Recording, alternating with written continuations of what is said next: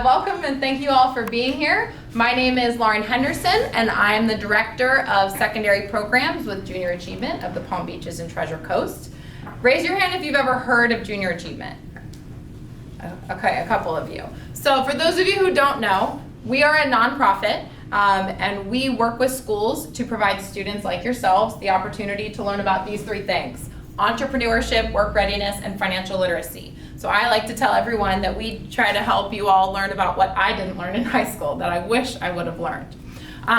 This month is March and we're celebrating women, right? All month long, it's Women's History Month. And we, Junior Achievement, we're hosting what we are calling Women Crushing Wednesdays. So on Wednesdays this month, local female entrepreneurs like Ms. Shays is here. They're going to be here to tell you all about what it takes to be an entrepreneur, share their journey, their successes, their fails, you know, everything that they've gone through to be where they are now. So we have students in Palm Beach County, students across the Treasure Coast, tuning in to hear from these local entrepreneurs.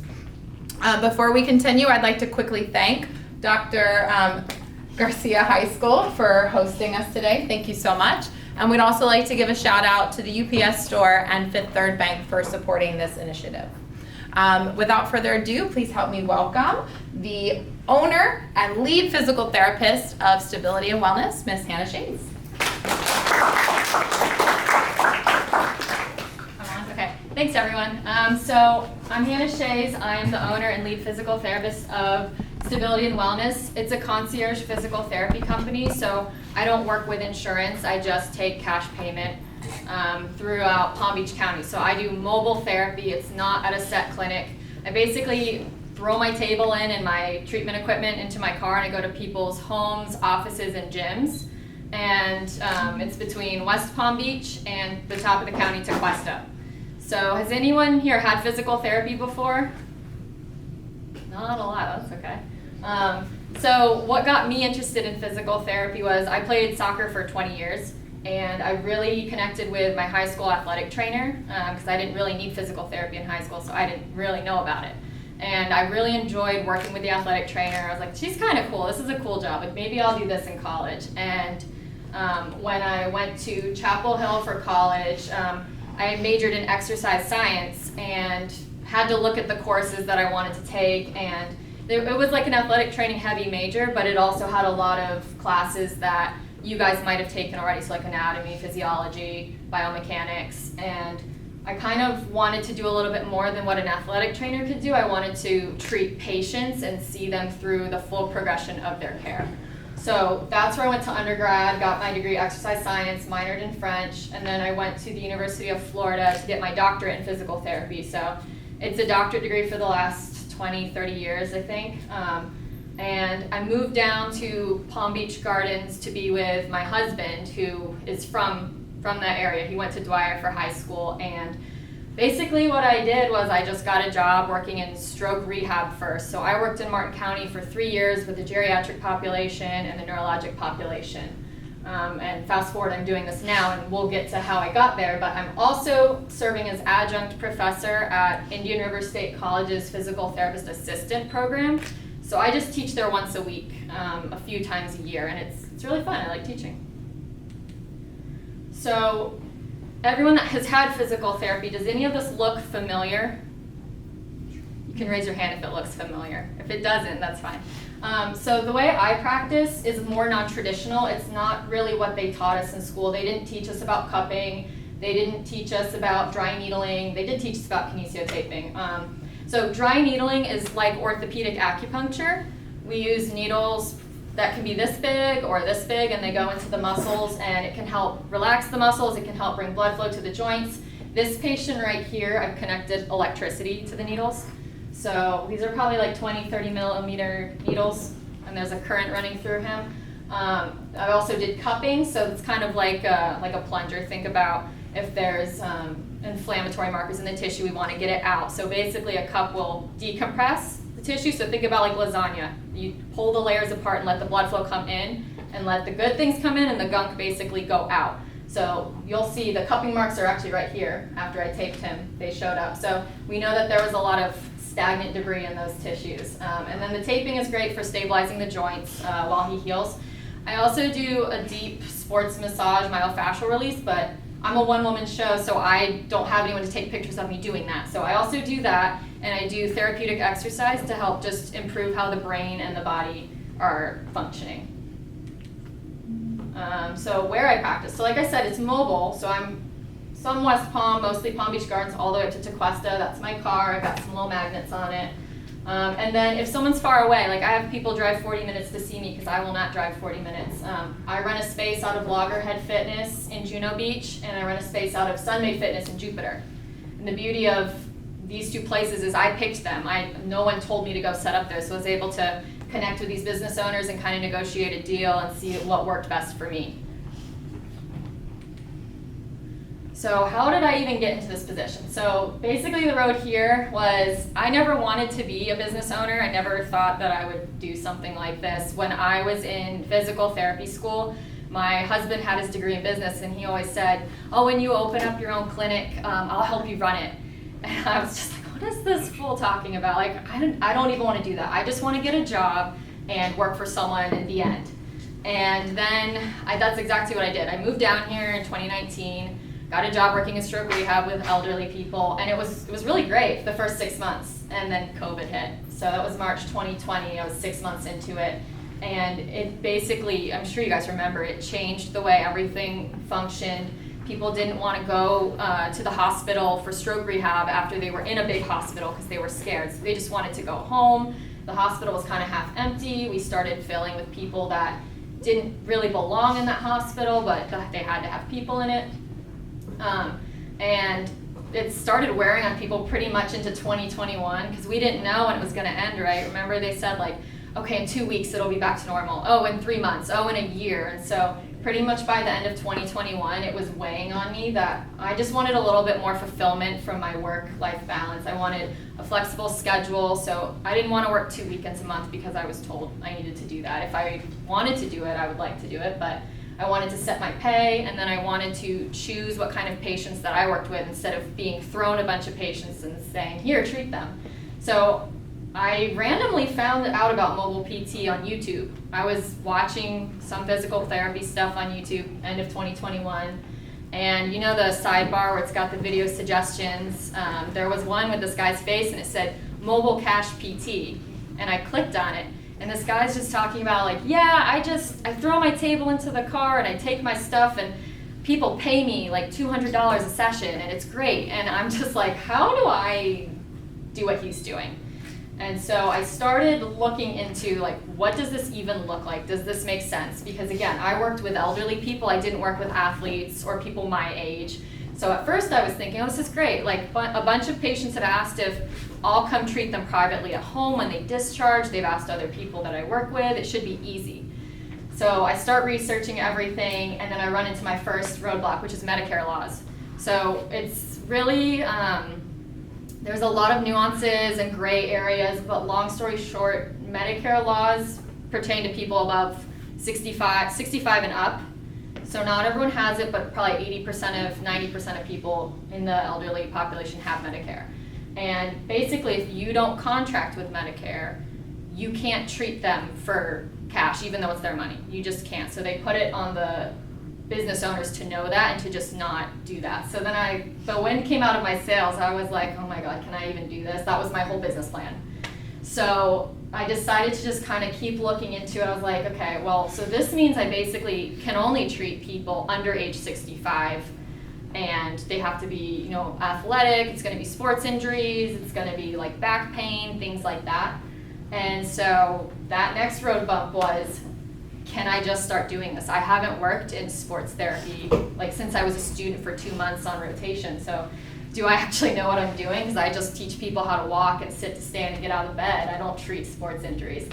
So the beauty of filing for an LLC is you can do it at any time. You don't have to do anything with it. So you can hold it for 5 years before you actually do anything with it. So I just went ahead and filed, and I started treating my friends for free and seeing if I could just do anything, because at least if I could fix them or get them some relief, it was validation that I did not know what I was doing. And then on top of that, I signed up for over 75 hours of just coursework. So I took dry needling, I took cupping, I took Chinese medical massage, That was even without the hours I spent on YouTube, just like doing free research and all of this other stuff, reviewing. And then I realized that I could do it because my friends started getting better pretty quickly. And I basically transitioned from working full-time in the hospital to part-time while I built up my business. So I've had 2 part-time jobs because it quickly went from a side gig to a part-time job. And then 5 months ago in November, I fully left the corporate world and I've been doing my own thing ever since. Another roadblock that I've hit since we decided I can do this, I'm doing orthopedics.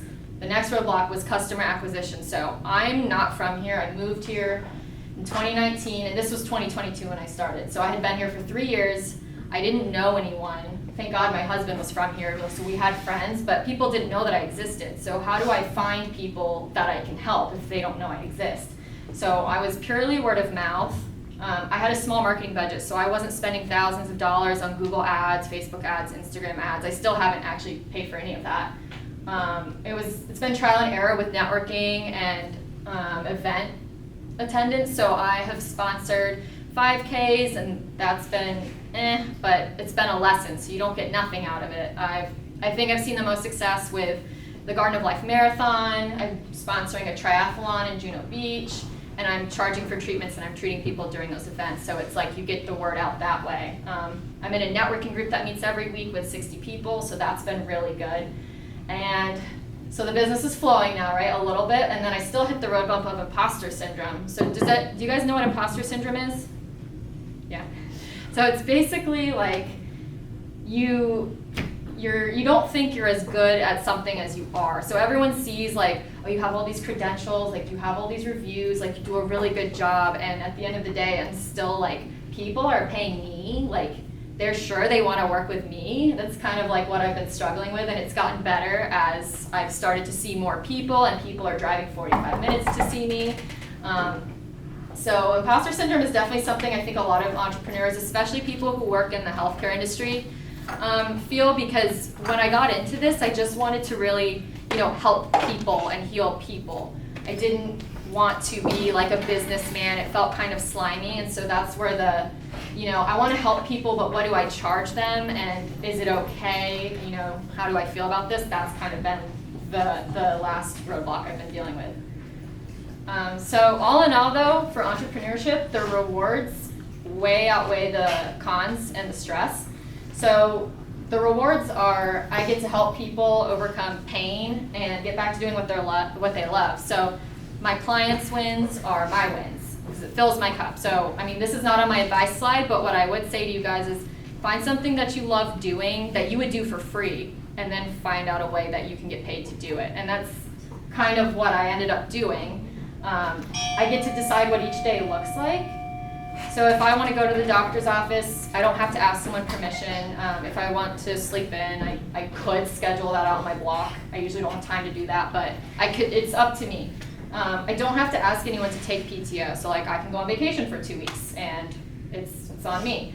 I get to build relationships with businesses in the community, and then people call for me. So I think part of what's been a huge reward in helping with the imposter syndrome is people aren't calling just for the business. Like, oh, I just need therapy. Can you give me therapy? Whoever will do. Like, I'm the only employee. So people are calling for me, and I've had people drive 45 minutes to see me, which is awesome.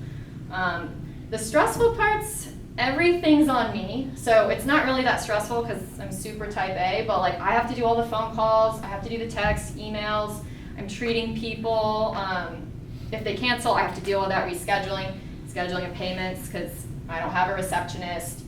I also have to make sure that I'm compliant with health regulations. I have to be up to date on my license requirements every 2 years. I have to be CPR certified. I have to do the Instagram posts. And for me, it's also accepting that I can't help everyone. So there are some people that will come to me and it's not always a good fit. And so that's one of my least favorite things, I think. And then while I don't have to ask to get PTO, I don't get PTO. So that's also kind of like a con. If I go away for a week, then I'm not making money yet. I'll figure that out later if I need to do like another thing. So advice for you guys. If you're unhappy, like I started to get at the hospital, don't complain about it. All of my coworkers were complaining about it, and it just became kind of negative, and I just decided to do something about it. And I left, and I literally just filed for an LLC. And then 2 is take care of yourself. So if you decide to become, a business owner, my job is physical, but my body still talks to me. If I don't go to the gym and lift, if I don't do yoga, if I'm not going on walks, and I'm just functioning in the same small range of work every day, like my body will start to yell at me. So physically take care of yourself.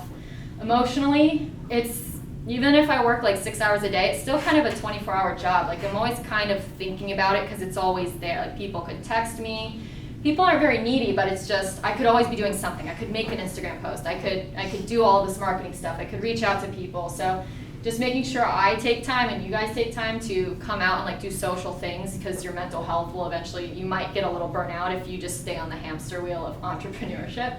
So just taking time for yourself. Honestly, like going to therapy is really good too. Like I signed up for it when I quit that job. I was like, we're doing therapy the same week I'm doing my own thing to make sure like everything's good.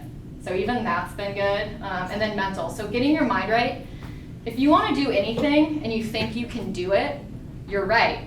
But also if you think you can't do it, you're right. So, talking to yourself and making sure that like deep down you think you can do something, you're going to pursue it and take the steps you need to do it. But at the same time, I would see it with patients in the hospital. Like they would come in and they'd be like, I'm not going to get better. I don't want to do this. And they, surprise, would not get better. But the ones that didn't have as good of a prognosis, they really wanted to do it and they got better. So you can see that mindset with pretty much anything in life. And then I really like this one. I didn't know this when I was 18. So when you're 18, you worry about what everyone else thinks about you. And when you're 40, you don't worry what everyone else thinks about you. And when you're 60, you realize that nobody has been thinking about you at all. So the way I see this is all that matters right now is what you think about yourself, no matter how old you are. And if you think you want to do any type of entrepreneurial endeavor, like, is it something you want to do? Is it something you think you could do? Don't worry about what other people think. Own it right now. Don't wait till you're 40 and you're like, I don't care anymore, or when you're 60 and then, you're close to maybe wanting to retire. All right, so this is website, QR code goes to the website, and then that's my Instagram for business. And if anyone has questions, I'm ready. Yeah. Do you ever think of expanding and having more of a bigger crew, or just yourself? I feel like that's gonna change, but right now, it's like I said, it's all on me, and so I'm thinking like, I don't even want to deal with hiring people. Like, one thing that I kind of have to get better at is like managing conflict, because when you hire people, you have to deal with them. If they call out sick, or maybe you hire someone that doesn't really have the drive that you have, and they're responsible for seeing your patients, and it's your brand basically, then that's the whole nother step. Is when you hire people, conflict management becomes like part of the game. I might hire like a receptionist first, but right now I kind of just want to do my own thing.